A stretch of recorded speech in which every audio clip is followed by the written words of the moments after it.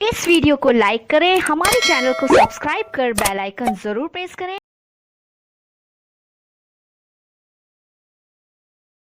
तो दोस्तों, आप सभी का हमारे चैनल स्टडी रूप एजुकेशन में स्वागत है। आज के इस वीडियो में हम हिंदी व्याकरण के विभिन्न टॉपिक जैसे संज्ञा, सर्वनाम, वर्णमाला, कारक और कारक चिन्ह, संधि, समास, वर्णमाला, स्वर और व्यंजन, इन सभी के बारे में हम विस्तार से जानेंगे। हिंदी व्याकरण के अंतर्गत जो जो चीज़ें आपकी आती है, आप लिंग की पहचान कैसे करेंगे, किसे स्त्रीलिंग किसे पुल्लिंग कहा जाता है, सर्वनाम, इन सभी के बारे में विस्तार से जानेंगे। तो चलिए वीडियो स्टार्ट करते हैं। हमारा यह वीडियो लगभग 1 घंटे का होगा, जिसमें आपको बहुत कुछ चीज़ें सीखने को मिलेगी। तो चलिए स्टार्ट करते हैं। संज्ञा किसे कहा जाता है? किसी व्यक्ति, स्थान या भाव के नाम को संज्ञा कहते हैं। उत्पत्ति के आधार पर संज्ञा 3 प्रकार के होते हैं: रूढ़, यौगिक, योग रूढ़। वहीं अर्थ की दृष्टि से देखें तो अर्थ की दृष्टि से संज्ञा 5 प्रकार के होते हैं। पहला प्रकार होता है व्यक्तिवाचक संज्ञा, दूसरा है जातिवाचक संज्ञा, तीसरा है द्रव्यवाचक संज्ञा, चौथा है समूहवाचक और पांचवा है भाववाचक संज्ञा। पहला देखते हैं व्यक्तिवाचक संज्ञा किसे कहा जाता है। तो जो किसी व्यक्ति, स्थान या वस्तु का बोध कराता है उसे व्यक्तिवाचक संज्ञा कहते हैं। इसमें आता है आपका राम, गंगा, पटना। अगर किसी एक व्यक्ति का नाम, किसी एक शहर का नाम या फिर किसी एक नदी का नाम दिया हो तो वह व्यक्तिवाचक संज्ञा होती है। अगला है जातिवाचक संज्ञा, जिसमें किसी जाति का बोध कराता है तो उसे कहा जाएगा जातिवाचक संज्ञा। जैसे आप अलग अलग नदियों के नाम देखोगे, गंगा नदी, यमुना नदी, नदी आपका जातिवाचक संज्ञा है। आप नाम को देखोगे तो नाम जो है आपका व्यक्तिवाचक संज्ञा है। जैसे यहाँ पर गंगा व्यक्तिवाचक संज्ञा है। अगला देखते हैं द्रव्य। जिस संज्ञा शब्द से सामग्री या पदार्थ का बोध होता है जिससे कोई वस्तु बनी है। मान लीजिए ठोस पदार्थ से बनने वाली वस्तु जैसे सोना, चांदी, तांबा, ये सभी द्रव्यवाचक संज्ञा है जिससे कोई वस्तु बनी है।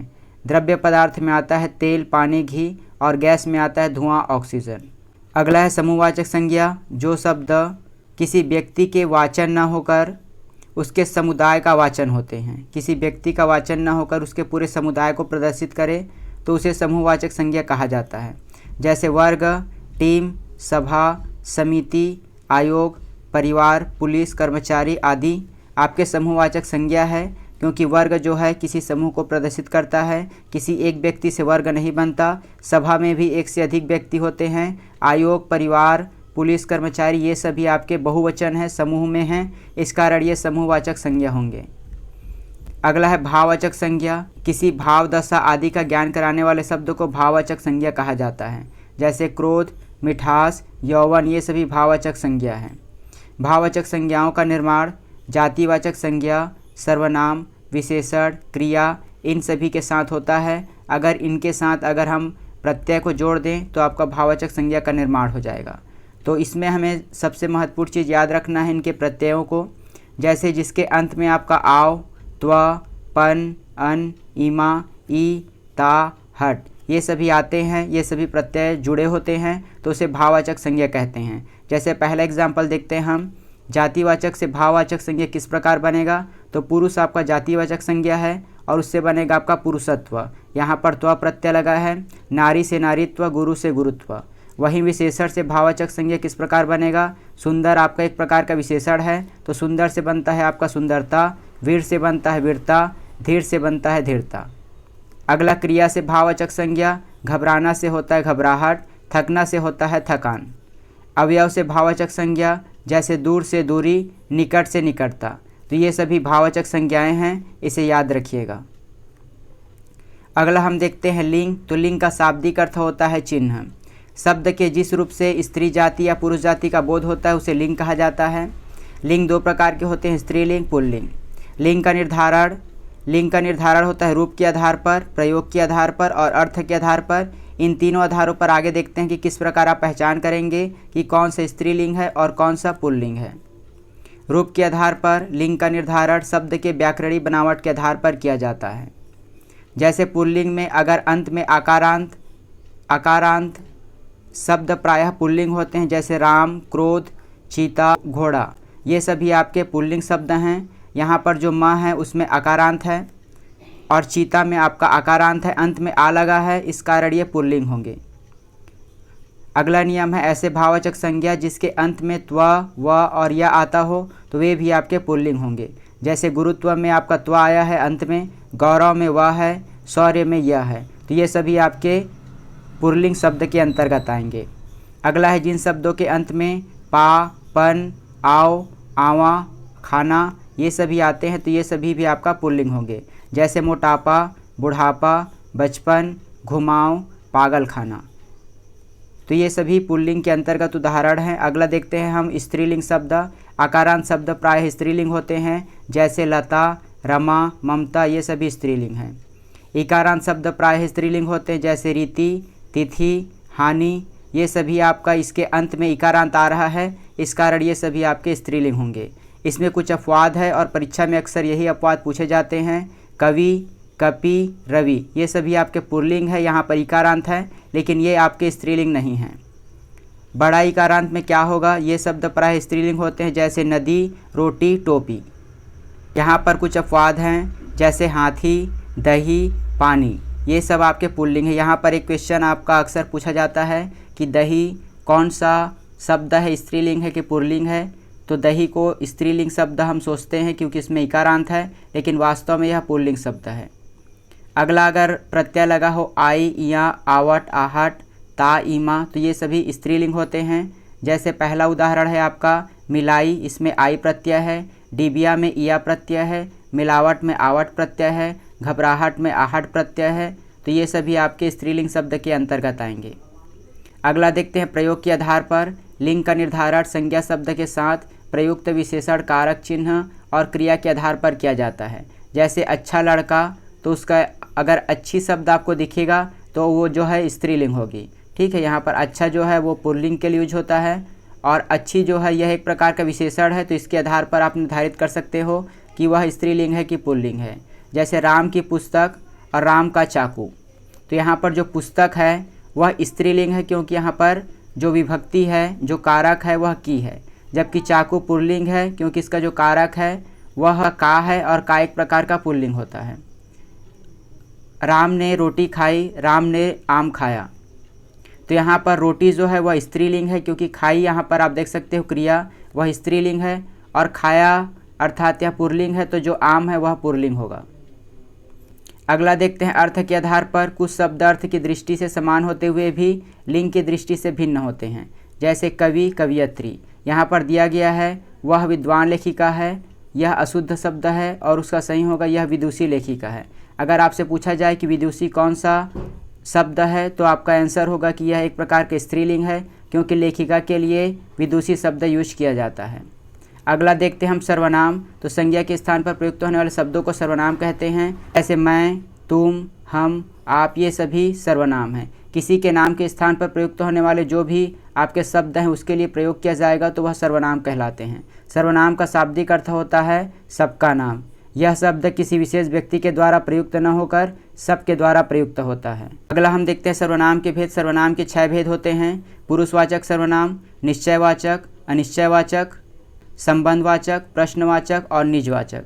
तो ये सर्वनाम के भेद होते हैं। चलिए इसके बारे में हम विस्तार से देखते हैं।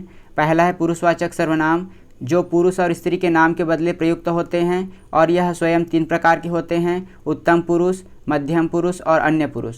उत्तम पुरुष अर्थात मैं, हम, मैंने, हमें, मेरा, हमारा, मुझे, मुझको। जो मैं और हम के लिए प्रयुक्त होगा वो उत्तम पुरुष होगा। दूसरा होता है मध्यम, जिसमें तुम से रिलेटेड जो भी शब्द होंगे या फिर आप से रिलेटेड, तो वे सभी मध्यम के अंतर्गत आएंगे।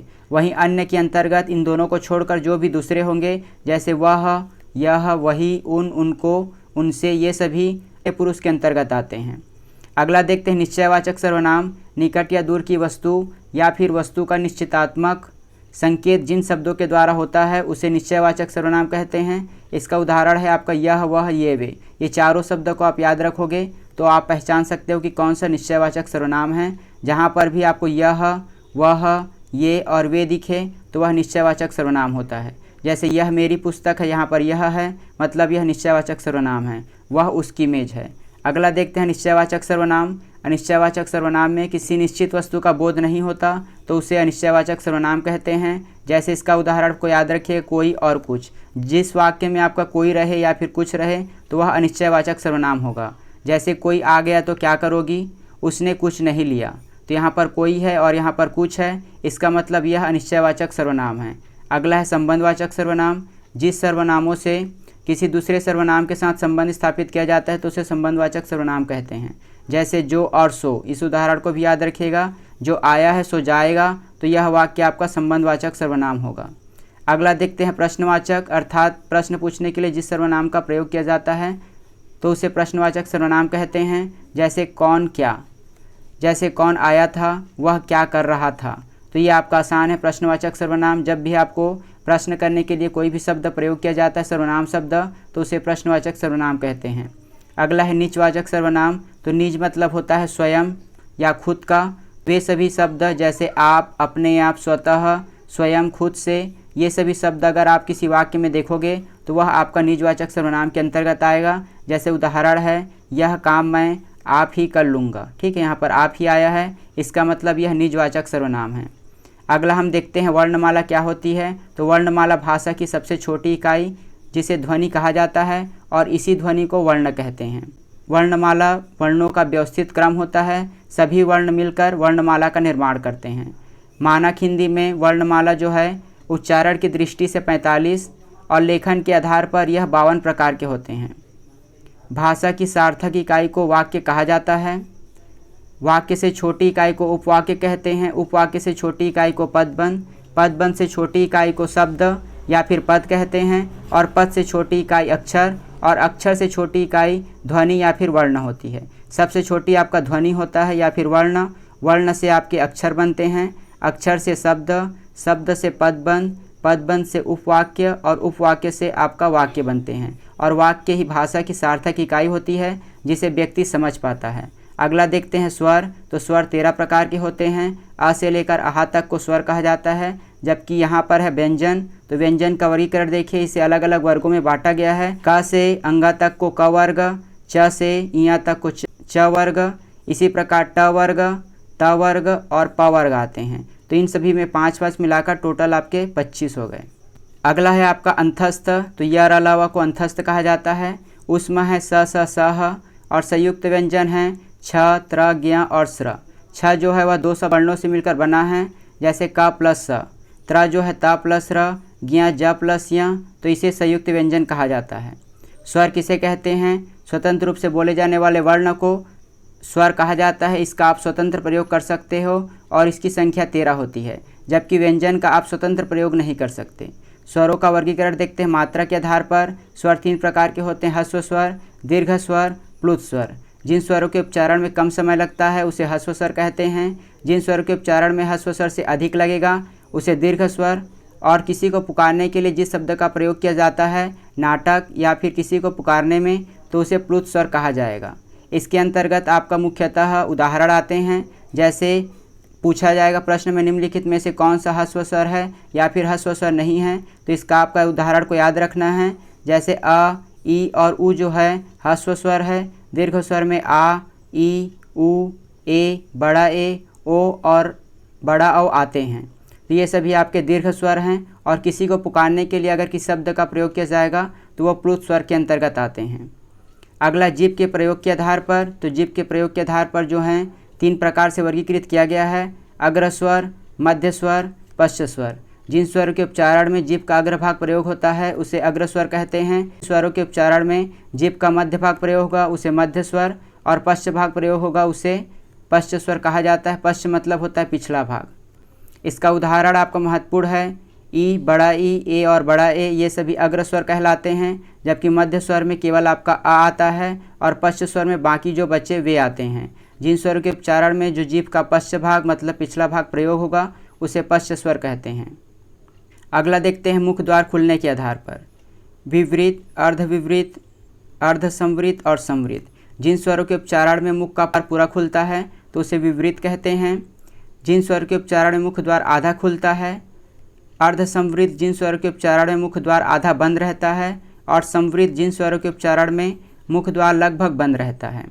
तो इसके उदाहरण आपके महत्वपूर्ण हैं। विवृत में आपका आता है आ, जब इसका आप बोलोगे तो इसका आपके मुख का द्वार पूरी तरह खुला रहेगा।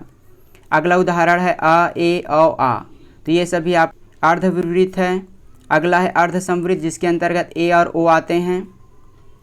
और अगला है संवृत, जिन स्वरों के उच्चारण में मुख द्वार लगभग बंद रहता है, जैसे ई, ऊ, तो ये आपके आएंगे संवृत के अंतर्गत। ये आपका मुख द्वार खुलने के आधार पर वर्गीकरण है। अगला देखते हैं होठों की स्थिति के आधार पर। होठ आपका किस प्रकार की आकृति बनाता है, अविवृत और विवृत। जिन स्वरों के उच्चारण में ओठ वृत्तमुखी या फिर गोलाकार नहीं बनती है उसे अवृत्तमुखी कहा जाता है। जैसे अगर आप आ, ई, ए को बोलोगे तो वहाँ पर आपके जो मुख की आकृति है वह गोलाकार नहीं बनेगी, तो उसे अवृत्तमुखी बोलते हैं। वहीं अगर होठ की आकृति आपका वृत्तमुखी या गोलाकार बनती है तो उसे वृत्तमुखी कहेंगे। इसका उदाहरण है आपका ऊ, बड़ा ऊ, ओ और बड़ा ओ। इन सभी को जब आप बोलोगे तो आपके मुख की आकृति वृत्तमुखी अर्थात गोलाकार बनेगी। अगला है हवा के नाक या मुख के निकलने के आधार पर। निर्नुनासिक या फिर मौखिक स्वर किसे कहते हैं, और अनुनासिक। जिन स्वरों के उच्चारण में हवा केवल मुख से निकलती है उसे निर्नुनासिक या फिर मौखिक स्वर कहते हैं। इसका उदाहरण है आ, ई आदि। अनुनासिक स्वर, जिन स्वरों के उच्चारण में हवा मुख के साथ साथ नाक से निकलती है तो उसे अनुनासिक स्वर कहा जाता है। इसके उदाहरण हैं आपके जहाँ पर भी आपका चंद्र बिंदु आ, ई लगे रहेंगे तो वे सभी अनुनासिक स्वर के अंतर्गत आते हैं। अगला हम देखते हैं घोषत्व के आधार पर। इसका डायरेक्ट आपका पूछा जाता है घोषत्व क्या होती है। स्वर तंत्रियों में श्वास का कंपन जिसे घोष कहा जाता है। स्वर तंत्री में जब कंपन होता है तो सघोष ध्वनियाँ उत्पन्न होती है और सभी स्वर सघोष ध्वनियों के अंतर्गत आते हैं। जो भी स्वर हैं ये सभी सघोष ध्वनि कहलाते हैं। अगला हम देखते हैं व्यंजन। तो स्वर की सहायता से बोले जाने वाले वर्ण को व्यंजन कहते हैं और प्रत्येक व्यंजन के उच्चारण में अ स्वर मिला होता है। जैसे अगर आप माँ को देखोगे तो माँ में आपका आधा माँ और प्लस आता है अ, तो हर व्यंजन में आपका स्वर जुड़ा रहता है। परंपरागत रूप से व्यंजन की संख्या 33 मानी गई है। द्विगुण व्यंजन में आपका ड और ढ आता है और इस प्रकार कुल मिलाकर व्यंजनों की संख्या 35 होती है। ये दोनों महत्वपूर्ण हैं आपके ड और ढ, इसे द्विगुण व्यंजन कहा जाता है। अगला देखते हैं व्यंजनों का वर्गीकरण। व्यंजनों का वर्गीकरण है आपका स्पर्श व्यंजन। जिन व्यंजनों का उच्चारण करते समय हवा फेफड़े से निकलकर मुख के किसी स्थान, कंठ तालु, मूर्धा या दांत और होठ को स्पर्श करते हुए निकलती है तो उसे स्पर्श व्यंजन कहें। स्पर्श मतलब छूते हुए निकलेगी तो उसे स्पर्श व्यंजन कहेंगे। दूसरा होता है घोषत्व के आधार पर। घोष का अर्थ होता है स्वर तंत्रियों के ध्वनियों का कंपन। इसका वर्गीकरण है अघोष, सघोष या फिर घोष। जिन ध्वनियों के उच्चारण से स्वर तंत्रियों में कंपन न हो उसे अघोष कहा जाता है। अघोष के अंतर्गत आता है हर वर्ग का पहला और दूसरा व्यंजन। जैसे हमने क वर्ग में देखा क, ख, ग, घ, अंगा, तो पहला क हुआ और दूसरा ख हुआ। ये जो व्यंजन है वो अघोष कहलाएंगे और बाकी जो बचे ग, घ और अंगा ये आपके सघोष कहलाएंगे। जिन ध्वनियों के उच्चारण में स्वर तंत्रियों में कंपन होता है हर वर्ग का तीसरा, चौथा और पांचवा व्यंजन सघोष या फिर घोष कहलाता है। अगला देखते हैं प्राणत्व के आधार पर। तो प्राण का अर्थ होता है हवा। अल्प प्राण और महाप्राण इनका वर्गीकरण है। जिन व्यंजनों के उच्चारण में मुख से कम हवा निकले तो उसे अल्प प्राण कहते हैं और जिससे ज़्यादा हवा निकले उसे महाप्राण कहा जाता है। हर वर्ग का तीसरा और पांचवा व्यंजन अल्प प्राण होता है। जैसे क में अगर आप देखोगे तो क, ग और ये अंगा हुआ, यह अल्प प्राण कहलाएंगे, जबकि महाप्राण में बाकी जो बचे आपके ख और घ वे महाप्राण के अंतर्गत आएंगे। इसमें इसका अंतर याद रखिएगा, जिन ध्वनि कारण में मुख से कम हवा निकले। प्राण मतलब होता है हवा। अगला है अंतस्थ व्यंजन। व्यंजनों का उच्चारण पारंपरिक वर्णमाला के बीच अर्थात स्वरों और व्यंजनों के बीच स्थिति होती है। इनकी जो स्थिति है वह स्वर और व्यंजनों के बीच होती है। इसका उदाहरण है यर अलावा। परीक्षा में ये डायरेक्ट पूछा जाता है कि यर अलावा किस प्रकार का व्यंजन है, तो इसका उत्तर होगा अंतस्थ व्यंजन। ऊष्म और संघर्षी व्यंजन क्या होता है, तो उच्चारण करते समय वायु मुख के किसी स्थान विशेष से घर्षण या रगड़ खाकर निकले और गर्मी पैदा करे तो उसे ऊष्म या फिर संघर्षी व्यंजन कहते हैं। इसका उदाहरण है स, स, स। इन सभी के उच्चारण करते समय आपके मुख से जो हवा है वह घर्षण और रगड़ खाते हुए निकलेगी और गर्मी पैदा करेगी। गर्मी का मतलब होता है ऊष्म, इस कारण से ऊष्म या संघर्षी कहा जाता है। अगला हम देखते हैं उत्क्षिप्त व्यंजन क्या होता है। जो मूर्धा होता है वह उठकर स्पर्श करता है और फिर झटके के साथ नीचे आ जाता है, जैसे ड और ढ। अयोगवाह क्या होता है, अयोगवाह अनुस्वार और विसर्ग को अयोगवाह कहा जाता है। अनुस्वार मतलब ये बिंदी, जो अंक की मात्रा होती है उसे अनुस्वार कहा जाता है, या फिर जो विसर्ग पीछे आपका लगता है वह आपका अयोगवाह के अंतर्गत आता है, ये दोनों। अगला हम देखते हैं संधि। दो समीपवर्ती वर्णों के मेल से जो विकार में परिवर्तन होता है उसे संधि कहते हैं। संधि के पहले शब्द का अंतिम वर्ण और दूसरे शब्द का पहला वर्ण आपस में मेल खाता है। यहाँ पर देव प्लस आलय होता है, देवालय। पहले शब्द का आखिरी वर्ण और दूसरे शब्द का पहला वर्ण आपस में मेल खाएगा और जो नया शब्द बनेगा उसे ही आपका संधि कहते हैं। दो समीपवर्ती वर्ण अगर मेल खाए तो उसे संधि कहेंगे और अगर वो अलग होता है तो उसे कहते हैं संधि विच्छेद। अगला उदाहरण है जगत प्लस नाथ, तो इससे बनता है आपका जगन्नाथ। संधि के नियमों द्वारा वर्णों के फिर मूलावस्था में आने की स्थिति को कहा जाता है आपका संधि विच्छेद। जैसे परीक्षार्थी को अगर आप अलग कर दोगे तो ये बनेगा परीक्षा प्लस अर्थी, तो इसे ही कहा जाता है संधि विच्छेद। वागीश का होता है वाक प्लस ईश। अगला हम देखते हैं संधि के भेद। तो संधि के 3 भेद होते हैं, स्वर संधि, व्यंजन संधि, विसर्ग संधि। पहला होता है स्वर संधि। स्वर के बाद अगर स्वर आए तो दो स्वरों के मेल से जो परिवर्तन होता है उसे स्वर संधि कहते हैं।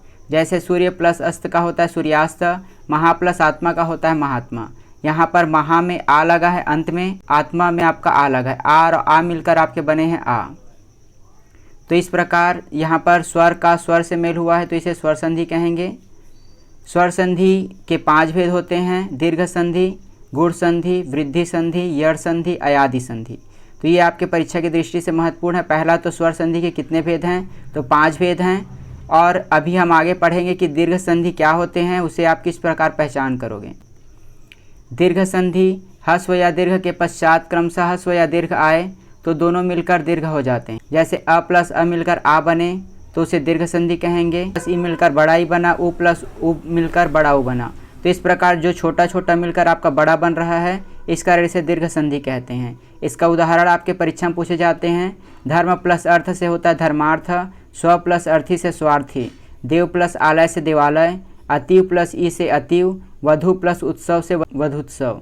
और ये केवल ऊ तक रहेगा। ऊ के बाद आपको दूसरे नियम पढ़ेंगे आगे हम। अगला है गुण संधि। अ और आ के बाद अगर ई और ई आता है, ऊ और बड़ा ऊ और ऋषि आए तो दोनों के मेल से आपका क्रमशः ए और ओ बन जाता है या फिर अर भी बनता है। जैसे उदाहरण देखिए, आ प्लस ई से मिलकर आपका बनता है ए, आ प्लस बड़ा ई से मिलकर बनता है बड़ा ए, आ प्लस ऊ से मिलकर बनता है ओ। जैसे यहाँ उदाहरण देखिए, नर प्लस इस से बनेगा आपका नरेश, नर प्लस इंद्र से नरेंद्र, यहाँ पर ए बन रहा है, यहाँ पर आप देख सकते हो। आ प्लस ऊ से मिलकर बनता है ओ, यहाँ पर आपका केवल 2 ही रहेगा, ए और ओ। अगर आप इसको पहचान करना सीख गए तो आपको आंसर मिल जाएगा कि यह एक प्रकार का गुण संधि है। अगला हम देखते हैं वृद्धि संधि। अ और आ के बाद यदि ए या फिर बड़ा ए आए तो उसके मेल से बड़ा ए हो जाता है। इसके पहचान का तरीका है ए और ओ। इसके केवल 2 तरीके हैं, ए और ओ जहाँ पर भी आपको दिखे मिलने के बाद तो आप समझ जाइए कि वह वृद्धि संधि है। जैसे 1 प्लस 1 से बना है एकाएक, यहाँ पर बड़ा ए का मात्रा है तो यह वृद्धि संधि है। यहाँ पर भी बड़ा ए है, यहाँ पर औ है, ठीक है, यहाँ पर आपका औ होगा तो इसके मेल से आपका इसको आप पहचान लोगे कि यह वृद्धि संधि है। यहाँ पर हमने देखा ओ है और अगला है आपका औ, तो ये आपका वृद्धि मतलब उससे बड़ा हो रहा है। अगला देखते हैं यड़ संधि। इसमें ई उ ऊ और ऋषि से भिन्न अगर कोई स्वर आए तो आप बड़ा ई का या हो जाता है और ऊ और बड़ा ऊ का व हो जाता है और ऋषि का रा हो जाता है। इसे पहचानने का तरीका है या और व। जैसे यहाँ पर है अति प्लस अधिक होता है अत्यधिक, यहाँ पर या आया है। ऊपरी प्लस उक्त से बनता है उपयुक्त, तो यहाँ पर भी या आया है। प्रति प्लस 1 से प्रत्येक, यहाँ पर अगर आप मेल करोगे तो ई के साथ आपका ए बन रहा है तो इसके मेल से आपका या बनता है।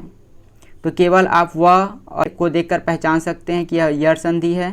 जैसे सु प्लस अच्छ से स्वच्छ, प्रभु प्लस एषड़ा से प्रभुवेषड़ा, मातृ प्लस आज्ञा से मात्राज्ञा, मातृ प्लस इच्छा से होता है मातृच्छा। अगला देखते हैं अयादि संधि। यदि ए ओ औ स्वर के मेल से दूसरे स्वरों में हो तो ए का आय हो जाता है, ए का आय हो जाएगा, औ का आव हो जाता है। तो इसे याद रखिएगा, इन शब्दों को आय, औ, अय, आओ ये सभी अगर आते हैं तो वे सभी अयादि के अंतर्गत आएंगे।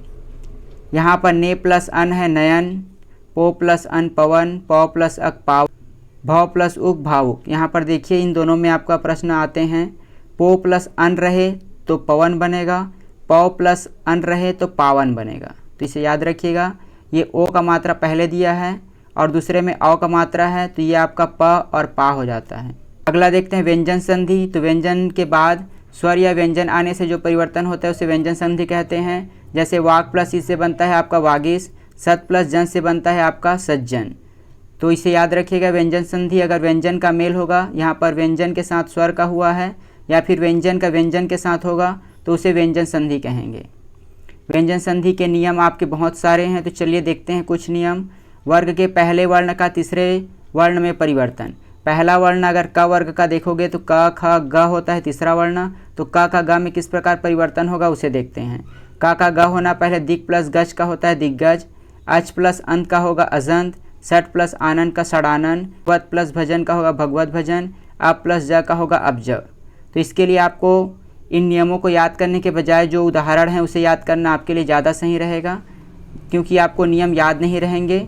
किसी वर्ग के पहले वर्ण का मेल किसी स्वर अथवा किसी व्यंजन के तीसरे वर्ण या फिर चौथे वर्ण, अंतस्थ या अलावा या के किसी वर्ण से होने पर वर्ग का पहला वर्ण अपने वर्ग का तीसरा वर्ण में परिवर्तित हो जाता है।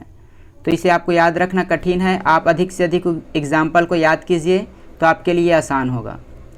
वर्ग के पहले वर्ण का पांचवें वर्ण में परिवर्तन, जो पहला हम देखते हैं क, तो ये किस प्रकार ये अंगा में परिवर्तित होगा। जैसे यहाँ पर उदाहरण है वाग प्लस मय का वाड्मय, सट प्लस मुख का सड़मुख, उत प्लस मत का होता है उन्मत्त। छ संबंधी नियम क्या होता है, किसी भी ह्रस्व या फिर आ का मेल छ से होने पर छ के पहले च जुड़ जाता है। यहाँ पर देखिए स्व प्लस छंद स्वच्छंद, यहाँ पर जो व का मेल आपका छ से हुआ है तो यहाँ पर च जो है आपका पहले जुड़ गया है। ता संबंधी नियम उत प्लस चारण से बनता है आपका उच्चारण, प्लस जन से बनता है सज्जन, उत प्लस डयन से बनता है उड्डयन।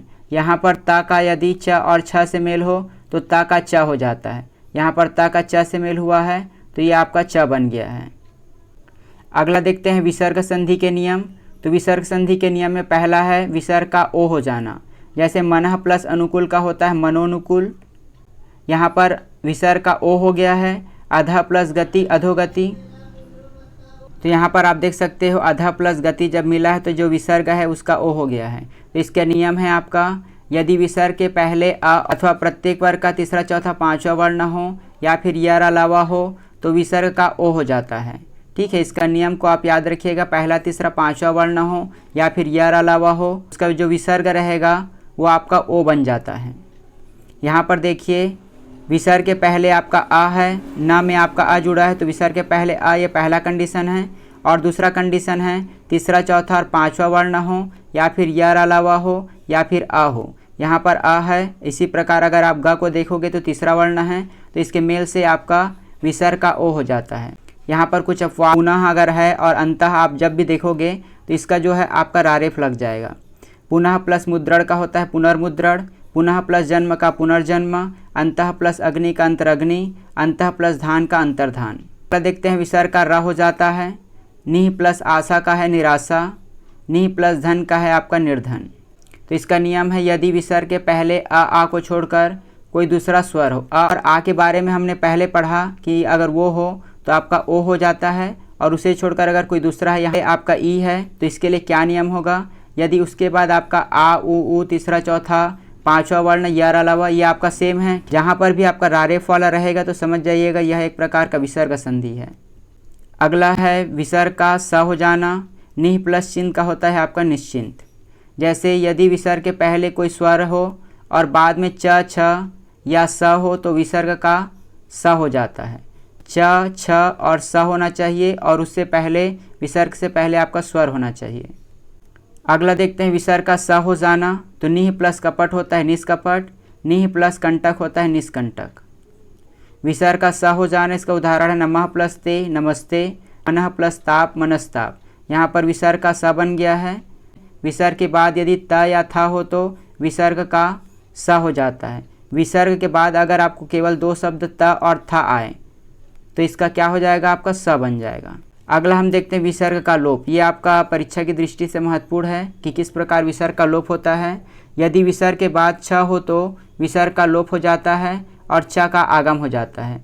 अगर विसर्ग के बाद अगर आपको कहीं भी छ दिखे तो छ हट जाएगा और उसके जगह च आ जाएगा। तो अनु प्लस छेद का होता है आपका अनुच्छेद। यदि विसर्ग के बाद र हो तो विसर्ग का लुप्त हो जाता है और उसके स्थान पर पहले वर्ण दीर्घ हो जाता है। ठीक है, यहाँ पर देखिए अगर विसर्ग के बाद र आ रहा है तो जो नी में आपका छोटा नी है वो बड़ा नी बन जाएगा। नी प्लस रोग होता है आपका निरोग और विसर्ग आपका हट जाएगा। यदि विसर्ग से पहले आ या फिर आ हो और विसर्ग के बाद कोई भिन्न स्वर हो तो विसर्ग का लोप हो जाता है। अतः प्लस एव का बनेगा आपका अतएव। इसको ध्यान से देखिए, अगर विसर्ग के पहले आ या फिर आ हो और विसर्ग के बाद कोई भिन्न स्वर हो, यहाँ पर आपका भिन्न स्वर है तो इन दोनों के मेल से आपका विसर्ग का लोप हो जाएगा और ये ऐसे ही आपस में जुड़ जाएंगे। अतः प्लस एव का बनता है आपका अतएव। विसर्ग में कोई परिवर्तन ना होना। विसर्ग में कोई परिवर्तन कब नहीं होगा? जब विसर्ग के पूर्व अ हो और बाद में क या फिर पा आता है। केवल 2 शब्द याद रखना है, क या फिर पा आए और विसर्ग के पहले आपका अ होना चाहिए। तो इस स्थिति में जो आपका विसर्ग है उसमें कोई परिवर्तन नहीं होगा, वो ऐसे ही जुड़ जाएगा। प्रातः प्लस काल का है प्रातः काल, अंतः प्लस करण का अंतःकरण, अंतः प्लस पूर्व का अंतःपुर, अधः प्लस पतन का होता है अधः पतन। ये कुछ अपवाद हैं, जैसे नमः और पूर्व का विसर्ग के साथ स हो जाना, इसको हमने पढ़ा था। नमः प्लस कार नमस्कार, पुरः प्लस कार पुरस्कार। अगला हम देखते हैं उपसर्ग और प्रत्यय। उपसर्ग क्या होते हैं? उपसर्ग आपका 2 शब्द उप अर्थात समीप और सर्ग मतलब सृष्टि करना से बना है। किसी शब्द के समीप आकर नया शब्द बनाता है तो उसे उपसर्ग कहते हैं। प्रत्यय क्या होता है? जो शब्दांश शब्दों के अंत में जुड़कर उसकी विशेषता में परिवर्तन ला देते हैं तो उसे प्रत्यय कहते हैं। अंत में जुड़ेगा तो प्रत्यय, शुरू में जुड़ेगा तो उपसर्ग। की दृष्टि से महत्वपूर्ण है कि हिंदी में प्रचलित उपसर्गों को निम्नलिखित वर्गों में विभाजित किया गया है। पहला संस्कृत के उपसर्ग, तो संस्कृत में उपसर्गों की संख्या कितनी है पूछा जाता है, तो ये है 22। हिंदी के उपसर्ग 13 हैं। उर्दू और फारसी के उपसर्ग 19। अंग्रेजी के उपसर्ग और उपसर्गों के समान प्रयुक्त होने वाले संस्कृत के अवयव। अगला हम देखते हैं अरबी फारसी के कौन कौन से उपसर्ग हैं। तो पहला होता है अल, दूसरा है कम, तीसरा है खुश, चौथा है गैर, दर, ना, फिल, ब। ये सभी उर्दू फारसी के उपसर्ग हैं और इनसे बने शब्द आपके उर्दू फारसी शब्द होते हैं। जैसे अल का अगर आप देखोगे तो अल से बनता है अलबत्ता, अलगरज, कम से कमज़ोर, कमअक्ल, खुश से खुश नसीब, खुशखबरी, गैर से गैर कानूनी, गैर हाजिर, दर से दरअसल, दर हकीकत, ना से नापसंद, नासमझ, फिल से फ़िलहाल, ब से बनाम और बदौलत। तो ये सभी आपके अरबी फारसी भाषा के शब्द हैं। बद, बर, बे, बिल, ला, सर, हर और हम। तो ये सभी आपके जैसे बद से बदनाम, बदमाश, बर्दाश्त, बर्खास्त, बेईमान, बेचारा, ये आपका बहुत ही प्रचलित है बे शब्द। बिलावजह, लापरवाह, लाचार। सर से बना है सरताज, सरदार, हम से हमदर्दी, हमराज, हर से हर एक, हर दिन। अगला हम देखते हैं अंग्रेजी के उपसर्ग। जो भी शब्द आपके अंग्रेजी शब्द के हैं उसे आप आसानी से पहचान सकते हो। जैसे सब से सब जज, सब कमेटी, डिप्टी से डिप्टी कलेक्टर, वाइस से वायसराय, जनरल से जनरल मैनेजर, हेड से हेड मास्टर। तो ये सभी आपके अंग्रेजी के उपसर्ग हैं। अगला हम पढ़ते हैं प्रत्यय। प्रत्यय प्रति और ऐ से बना है। प्रति का अर्थ होता है साथ में पर बाद में, और ऐ का अर्थ होता है चलने वाला। ठीक है, तो जो साथ में चलता है और बाद में हो तो उसे प्रत्यय कहा जाता है। प्रत्यय आपका शब्द के अंत में लगते हैं। इसका अर्थ होता है पीछे चलना। जो शब्दांश शब्दों के अंत में जुड़कर उसके अर्थ की विशेषता या परिवर्तन ला देते हैं उसे प्रत्यय कहलाता है। आलू जो है आपका दया शब्द के अंत में आलू जुड़ने से दयालु बना है और उस शब्द में विशेषता आ गई। आलू शब्दांश है वह एक प्रकार का प्रत्यय है। प्रत्यय 2 प्रकार के होते हैं, कृत प्रत्यय, तद्धित प्रत्यय। कृत प्रत्यय वे प्रत्यय जो धातु में जुड़ते हैं। जो भी आपके धातु में जुड़ेंगे उसे कृत प्रत्यय कहेंगे, और जो आगे हम पढ़ेंगे कि तद्धित प्रत्यय किसे कहा जाता है।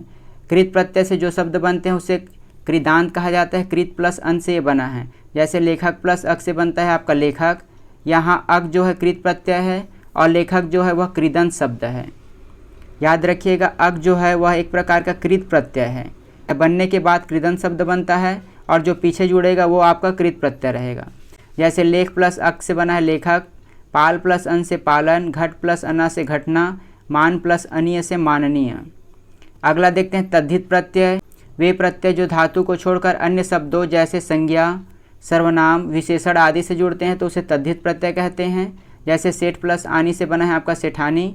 यहाँ पर आनी जो है वो तद्धित प्रत्यय है और उससे जो शब्द बना है सेठानी वो तद्धितांत है। जैसे पंडित प्लस आइन से बना है पंडिताइन, सेठ प्लस आनी से बना है सेठानी। यह जो है आपका पछताना एक प्रकार का क्रिया है। पंडित जो है आपका संज्ञा है, सेठ आपका संज्ञा है। तो संज्ञा के साथ अगर आपका प्रत्यय जुड़े तो उसे तद्धित प्रत्यय कहा जाता है। अगला देखते हैं देशज प्रत्यय। ये आपका महत्वपूर्ण है। अक्कड़ से बना है घुमक्कड़, अड़ से अड़ियल, ये सभी आपके देशज प्रत्यय हैं और ये जो बनने वाला है वो देशज शब्द हैं। परीक्षा में पूछेगा कि घुमक्कड़ किस भाषा का शब्द है, तो यह देशज भाषा का शब्द है। आग से बना है चटाक, धड़ाक, धमाक। आटा से फर्राटा, ईयल से अड़ियल, सड़ियल। तो ये सभी आपके देशज शब्द हैं। अगला हम पढ़ते हैं समास। समास का शाब्दिक अर्थ होता है संक्षेप। समास की प्रक्रिया में शब्दों का संक्षिप्तीकरण किया जाता है। ठीक है, शब्दों को शॉर्ट में लिखा जाता है। समास में दो या दो से अधिक शब्दों के साथ मिलकर कोई नया सार्थक शब्द बने तो उसे समास कहते हैं। संधि में आपका वर्ण मिलता है जबकि समास में आपके शब्द मिलते हैं। समासिक पद या फिर समस्त पद किसे कहा जाता है, तो समास के नियमों से बने शब्द को समस्त पद या समासिक पद कहते हैं। समास विग्रह क्या होता है, तो समासिक शब्दों को अलग करने की जो प्रक्रिया होती है उसे समास विग्रह या फिर व्यास कहा जाता है। जैसे नील कमल का अगर विग्रह करोगे तो बनेगा नील है जो कमल, चौराहा का विग्रह करोगे तो चौराहों का समूह। समास के रचना में प्राय दो पद होते हैं। पहले को पूर्व पद कहा जाता है और दूसरे को उत्तर पद कहा जाता है। राजपुत्र में राज जो है वो पूर्व पद है और पुत्र जो है वह उत्तर पद है। अगला देखते हैं समास प्रक्रिया में पदों के बीच विभक्ति लुप्त हो जाती है। जैसे राजा का पुत्र का होता है राजपुत्र, यहाँ पर का विभक्ति लुप्त हो गई है। समास के भेद ये आपके परीक्षा में पूछे जाते हैं। समास के 6 भेद होते हैं। अव्ययी भाव समास, तत्पुरुष समास, कर्मधारय समास, द्विगु समास, द्वंद्व समास और बहुव्रीहि समास। इसका नियम देखते हैं कि इसमें कौन कौन से नियम आपके लागू होते हैं। उससे पहले हम पदों की प्रधानता देख लेते हैं। पूर्व पद प्रधान होता है आपका अव्ययी भाव समास में। उत्तर पद प्रधान होगा आपका तत्पुरुष, कर्मधारय और द्विगु समास में। दोनों पद प्रधान होते हैं द्वंद्व समास में और दोनों पद अप्रधान होते हैं बहुव्रीहि समास में। बहुव्रीहि समास में कोई तीसरा शब्द प्रयोग होता है। पहला देखते हैं अव्ययी भाव समास। तो इसको पहचानने का तरीका बहुत ही आसान होता है। इसमें जो पूर्व पद होता है वह प्रमुख होता है, इस कारण से अव्ययी भाव समास कहा जाता है। और इसे याद रखने का तरीका है, इसके उपसर्ग को याद कर लीजिए। अनु, आ, प्रति, भर, यथा, यावत, हर। यदि ये सभी आपके उपसर्ग किसी शब्द में हों तो वे अव्ययी भाव समास के अंतर्गत आते हैं। जैसे प्रति प्लस दिन से बना है प्रतिदिन, आ प्लस जन्म से बना है आजन्म, यथा संभव से बना है यथा संभव, रूप से अनुरूप। यहाँ पर प्रति, आ, यथा, अनु लगा है, इस कारण यह अव्ययी भाव समास है। अगला है तत्पुरुष समास। जिस समास के बाद का अथवा उत्तर पद प्रधान होता है और दोनों के बीच कारक चिन्ह लुप्त हो जाते हैं तो उसे तत्पुरुष समास कहते हैं। जैसे राजा का कुमार राजकुमार, यहाँ पर विभक्ति लोप हो गई है, इस कारण यह तत्पुरुष समास होता है। इसमें बीच में विभक्ति आनी चाहिए, तभी इसे तत्पुरुष समास कहा जाता है। इसका आपका वर्गीकरण होता है, इसे 6 भेद में बांटा गया है इनके कारकों के आधार पर। कर्म तत्पुरुष समास। अगला है करण तत्पुरुष समास। कर्म तत्पुरुष समास के अंतर्गत जो कारक होता है को, उसका लोप हो जाता है। जैसे गगन को चुमने वाला गगनचुंबी, यश को प्राप्त यश प्राप्त। करण तत्पुरुष समास में करण कारक की विभक्ति से और के द्वारा का लोप हो जाता है। जैसे करुणा से पूर्ण करुणापूर्ण, भय से आकुल भयाकुल, यहाँ पर से और यहाँ पर भी से का लोप हो गया है तो इसे कहा जाएगा करण तत्पुरुष समास। इसमें आपको विभक्ति को याद रखना है। कर्म का विभक्ति होता है को और करण का से और के द्वारा, तो जहाँ पर भी यह प्रयोग होगा वह करण तत्पुरुष समास के अंतर्गत आएगा। अगला है संप्रदाय तत्पुरुष। तो इसमें के लिए जो विभक्ति होती है उसका लोप हो जाता है। जैसे प्रयोग के लिए शाला प्रयोगशाला, स्नान के लिए घर स्नान घर। अपादान तत्पुरुष क्या होता है, इसमें विभक्ति जो है वो लोप हो जाएगा। जैसे से इसमें विभक्ति प्रयुक्त होती है होता है वह अलग होने के भाव में प्रयुक्त होता है। जैसे धन से हीन धनहीन, पद से भ्रष्ट पद भ्रष्ट। अगला है संबंध तत्पुरुष। तो इसका जो कारक है वह है काके की, राजा का पुत्र राजपुत्र, देश की रक्षा देश रक्षा। अधिकरण तत्पुरुष में में और पर जो विभक्ति होती है उसका लोप हो जाता है।